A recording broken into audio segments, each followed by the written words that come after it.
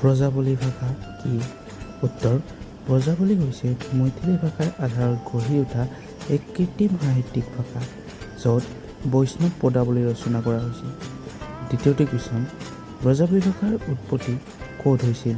উত্তৰ: ব্ৰজাৱলী ভাষাৰ উৎপত্তি মিথিলা অঞ্চলত হৈছিল। তৃতীয়টি কুৱেশ্যন: ব্ৰজাৱলী ভাষাৰ প্ৰধান বৈশিষ্ট্য এটা লিখা। উত্তৰ: ই মৈথিলী ভাষাভিত্তিক কৃত্ৰিম সাহিত্যিক ভাষা। চতুৰ্থটি কুৱেশ্যন: শ্ৰীমন্ত শংকৰদেৱৰ ব্ৰজাৱলী গীতসমূহক কি বুলি কোৱা হয়? উত্তৰ: বৰগীত।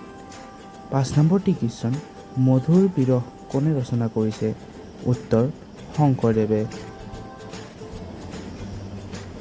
ষষ্ঠটি কুৱেশ্যন: চিৰন্তৰ মাতৃ কোনে ৰচনা কৰিছে?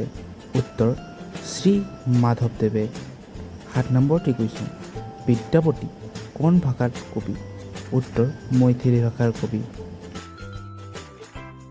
৮ নম্বৰটি কুৱেশ্যন: জ্ঞানদাসৰ কলাসন্তিকা নায়িকাত কোন নায়িকাৰ চৰিত্ৰ অংকিত হৈছিল? উত্তৰ: কলহান্তৰিকা নায়িকা। ৯ নম্বৰটি কুৱেশ্যন: গোবিন্দ দাস কোন সাহিত্য ধাৰাৰ কবি? উত্তৰ: বৈষ্ণৱ পদাৱলী সাহিত্যৰ কবি। ১০ নম্বৰটি কুৱেশ্যন: অভিসাৰিকা নায়িকা বুলিলে কি বুজা যায়? উত্তৰ: প্ৰেমিকৰ সৈতে মিলনৰ উদ্দেশ্যে বাধা অতিক্ৰম কৰি গোপনে যোৱা নায়িকাক অভিসাৰিকা নায়িকা বোলা হয়।